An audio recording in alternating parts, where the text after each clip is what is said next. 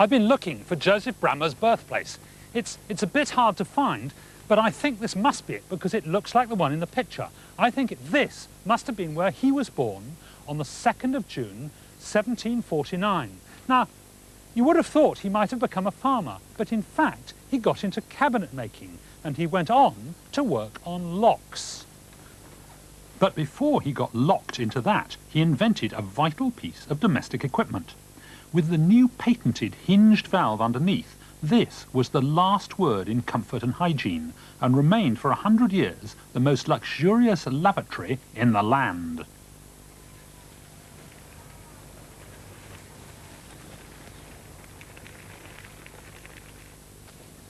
Hello, Jeremy. I've ordered some beer. I hope it won't take too long. Now, Jeremy Bramah here is actually a direct descendant of Joseph Bramah. That's right, isn't it? That's right. And up here it's called Bramah, but down there you call yourself Bramah. Is that right? It's a bit posher in London. Now, what's this beautiful beast here? Well, this is the commemorative lock that Joseph Bramah commissioned to make to honour his patent. Oh, this was when he got his patent? When he got his patent in 1787. It's a beautiful thing, isn't it? And it's still, it's sort of silky movement. And it says here, this lock requires 479,001,600 keys to open it under all its variations. Wow, isn't that lovely? So it was an event, was it, this patent? It was a major event, and with that amount of variations, it went far and above over anything else that was in the market at the time. Right. Now, I gather that what it had been like before was this. Is this right? This is a ward lock, yes? And this bit of brass here is the ward, and you see it's got some funny bumps on it. The key goes in the front, and what it has to do is to fit, the holes fit over those lumps on the ward, and then it can push the bolt, either shut or open again.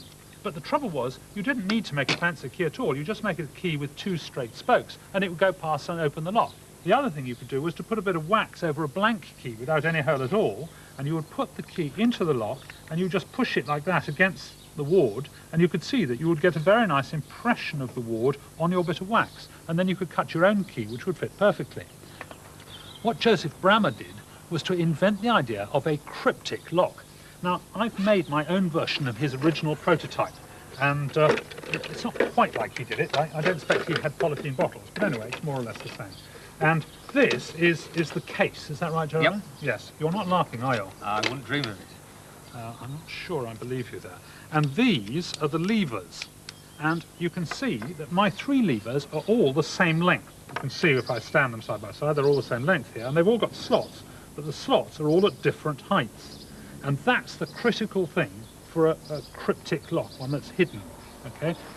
Here is my bolt, this white thing, and it goes through that way, and the door is now open, and then when it's like that, it's bolted, so it goes across. And then the 3 levers drop in from the top like that, and because we've got a very small budget, I've used gravity instead of springs, so they all fall down. And now you see the bolt is secure, and the thing won't open. And now, if you don't have the right key, here is a red key, and if you try and use the red key like this, you'll find that the 3 black lines are never level, so that wherever you put it, you're never going to be able to open the bolt. It's jammed, it's locked, because the 3 slots are not in line. But if you have the right key, like this one here, then the gold key, of course, is the one that opens it, then suddenly, magically, the 3 black lines are in a row, and you can push the bolt open. So that, as far as I can see it, is the principle of the sort of cryptic lever lock. Is that right? That's very valuable. And from the outside, all the levers look the same length, so you've got no way of picking it easily. And I gather there was a Bramah challenge, is that right? That's right. At the same time as he made these locks, he put in his shop window in Piccadilly a brass padlock, and on it he basically said, for the first person to pick this lock, he will give 200 guineas. 200 guineas. Quite a decent amount of money in It was a lot of money. 1787. And did anyone do it? They did. 60 years later. 60 years later. 30 years after he died. And a chap from America called Hobbs came over and took 44 hours, spread over 16 days, and actually opened it. Really? And did you pick any other locks at the time? Well, he picked a Chubb. Now, Chubb don't tell the story the same way as me. But the Chubb lock was picked in 25 minutes. 25 minutes? And this was brand new design. I see. And it took the Bramah 40 hours. 44 hours 44 over 16 hours. days. What do they say when something's really good in engineering? Well, they say it's a real Bramah. A real Bramah. Terrific. I tell you what isn't a real Bramah, and that's our pints of beer. There's something wrong there. I'll see what I can do. Many thanks indeed, Jeremy. Nice to talk to you. Cheers.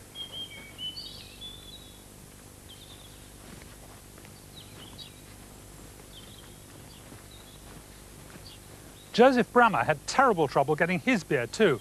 And the problem was this. He'd be up in the bar with an empty glass like this, and the only way he could get some beer was for the landlord to send the lad down into the cellar with a jug. And here I am down in the cellar, and the trouble was that it took sort of 20 minutes.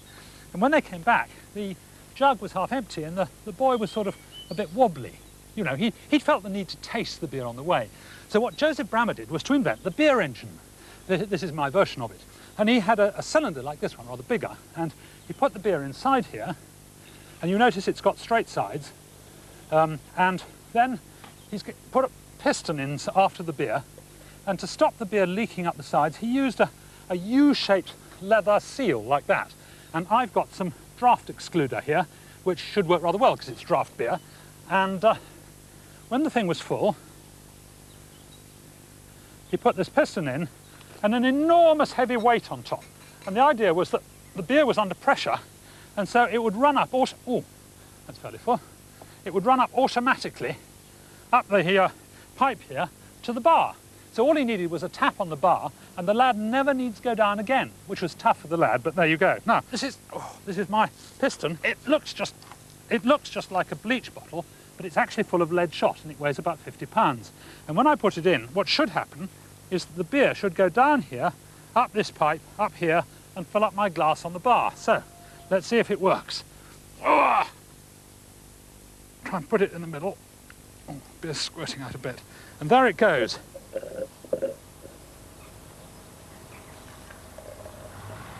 The weight of the piston here is pushing the beer down, and it's going up the pipe and up this tube here and filling up my glass on the bar. That looks just about right. Turn off the tap, and now I can go up and get me pint at last. Ah, terrific. Look at that. Isn't it beautiful? Magic.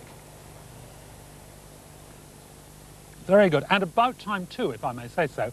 Thank goodness for Joseph Bramah, we no longer have to wait for the lad to come up from the cellar. So the beer engine is a real Bramah. But of course, he didn't stop at beer engines. He was a very bright lad. And what he did was to go on to think what he could do with all that equipment. And the first thing he did was this.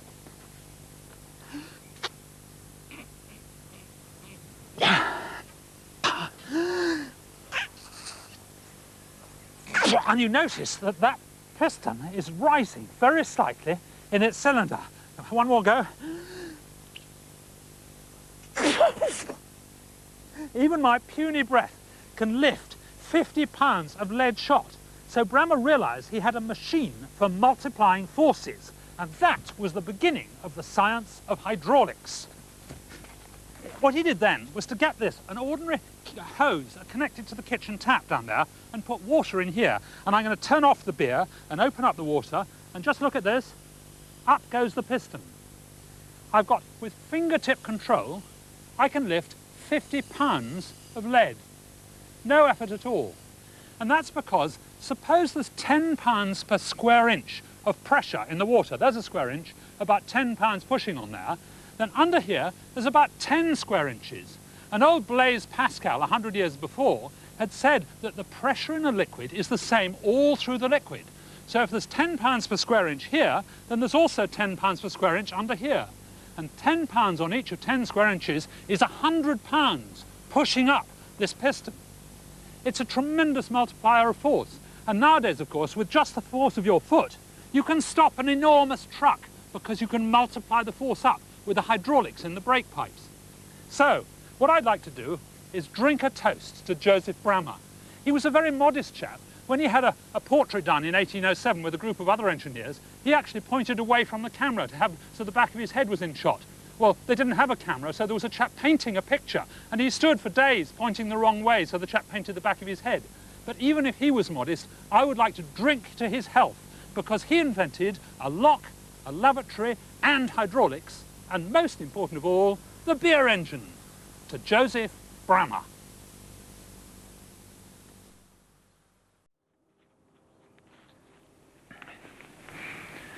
The middle of the 18th century saw the birth not only of the Industrial Revolution, but also, in this farmhouse near Barnsley, of a man who set the standards of engineering excellence for 100 years. He invented the best lavatory and the most unpickable locks, and he harnessed the power of water pressure.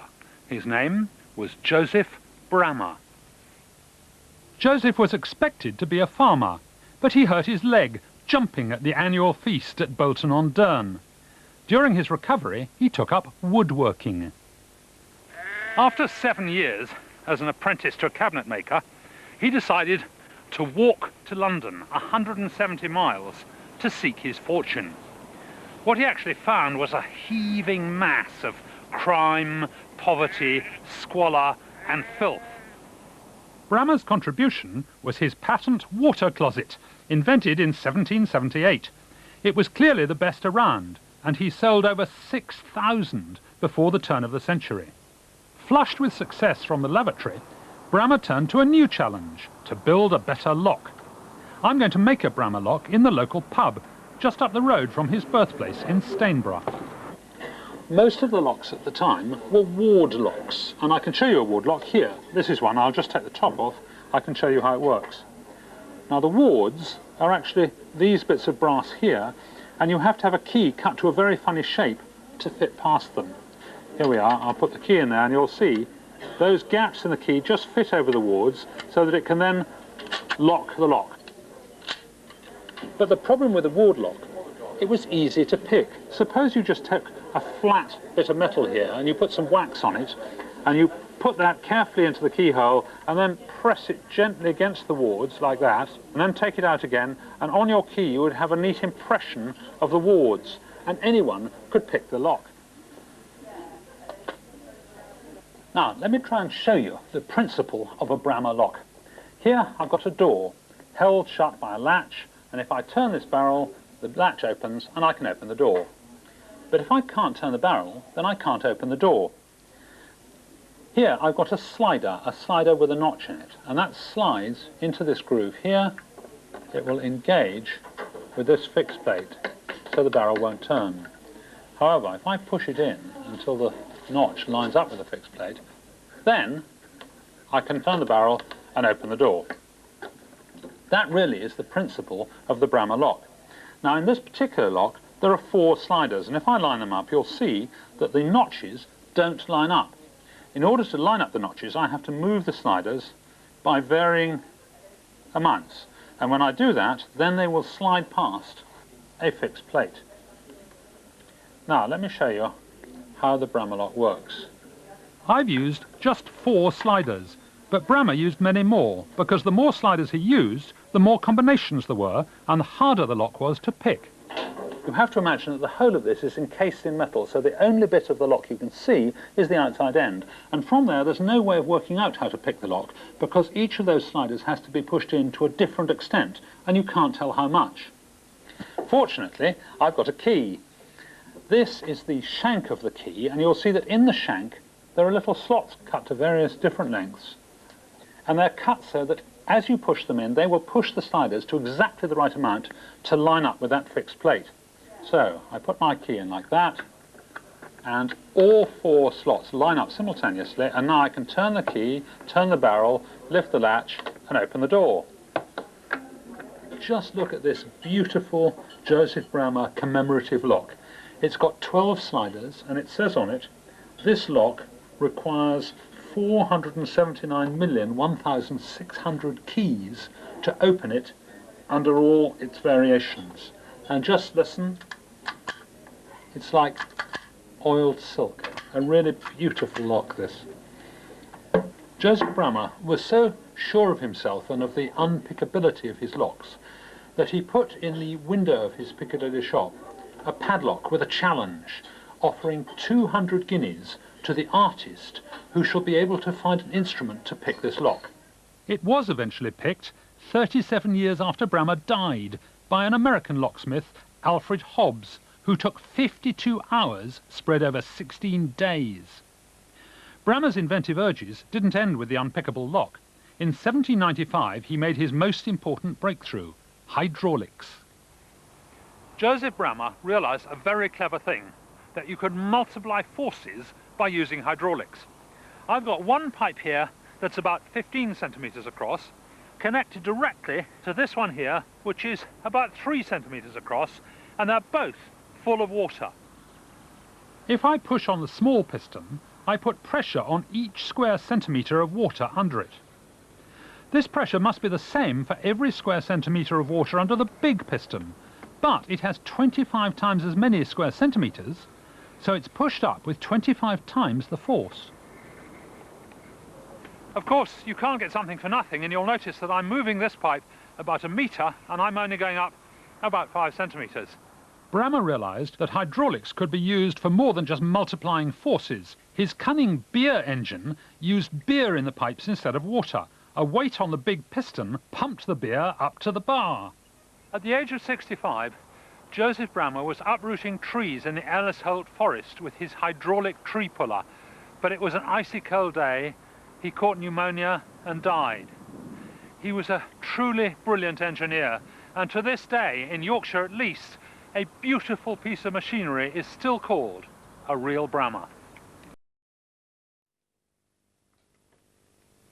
The crowning glory of the locksmith's craft is this magnificent wedding cake. It's called the Aubin Trophy, and it was made specially for the Great Exhibition of 1851. As you can see, it's a mass of locks. In fact, there are 44 locks altogether. These were the most celebrated movements available in Britain at the time. There are ward locks and lever locks and all sorts, but this one I'm particularly fond of. This is a pierce lock, and it's got a little harpoon underneath, and if you try and pick it, it fires the harpoon into your hand. Very, very uncomfortable. They're all different, and they all operate individually. Look at this one. But the one at the top, which is a Bramah, operates the whole lot together. Just watch. I have to push it down, turn it round, and now they all lock, all 44 of them, and then they all unlock again. Isn't that fantastic? The top British locksmiths were so confident their designs were unbeatable, they offered prizes to anyone who could pick them. But one particular visitor to the Crystal Palace shook their self-belief.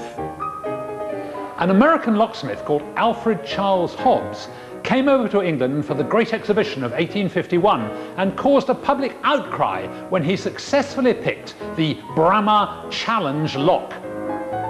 Hobbs made short work of all Britain's best locks before turning his attention to a lock reckoned to be invincible, the Bramah Challenge lock. Despite a prize of 200 guineas, this padlock had resisted all attempts to pick it for 50 years.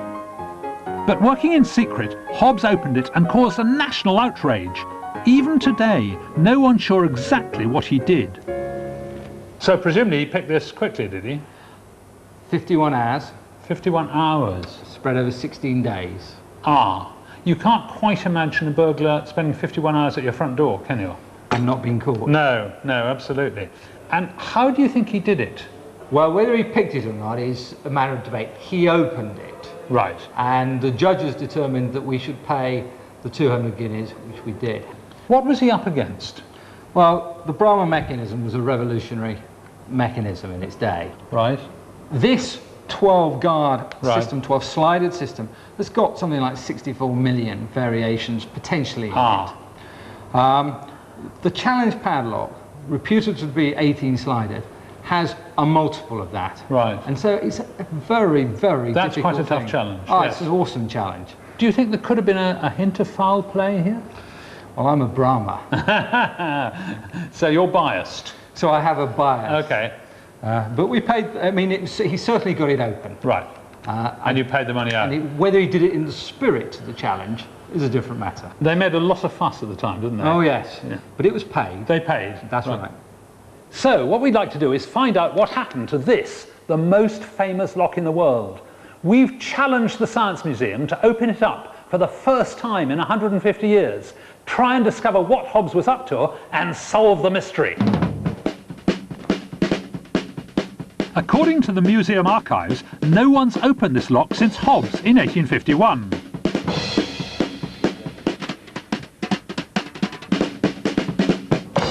time for us to be shut out. Because even though it's 2 centuries old, the workings of this lock are still a closely guarded Bramah secret. But when Keith did finally let us back in, he had a surprise in store. This is the first time this lock's been opened for 150 years. Indeed, the first time the public has ever seen inside. Now, Keith, what are your conclusions? This is the difficult part, because allegedly he drilled it to put pressure inside the lock. Yes. And nobody actually knows how he picked this lock, because he did it out of sight of anybody. Yeah. So therefore we don't really know. Right. And then he sealed it again with a piece of brass and used sulphuric acid. If you have a look on the body of the lock and even the central piece there is no evidence of being drilled or filled at all. And what about the sliders? What would you expect to see on those? Well, I would expect to find marking on the sliders. He would be putting probes and picks in, and you would burr the edge. You mean turn the edge over? Yeah, turn the edge over, and you'd score it as well. And there is no evidence of this at all. Now, also, the lock was on a board, and probably what I think is Bramah's being a reputable company, which it is, they left the original lock on the board, although they'd made more modifications. Ah, so you think they put in a new mechanism? Yes. After he picked it? Yes, that's right. So this isn't the original challenge lock. No. What do you think about that, Jeremy? Guess. Yes. Guess. Okay. What I think probably happened is it was a working model. In Bramah's shop window, it was used to attract people in and had been there for 50 years. I think when the money was paid out, Bramah's rebuilt the inside and put it back in the shop window with the challenge board to demonstrate that it was still impregnable. And to my knowledge, nobody else came in afterwards and promptly picked it. So clearly then you're saying this is not the challenge padlock? It looks unlikely. Right. So, 150 years after the event, we've written a new chapter in the story of the Bramah challenge lock. And it looks unlikely that anyone will ever get any closer to discovering exactly what Hobbs did to this prize exhibit.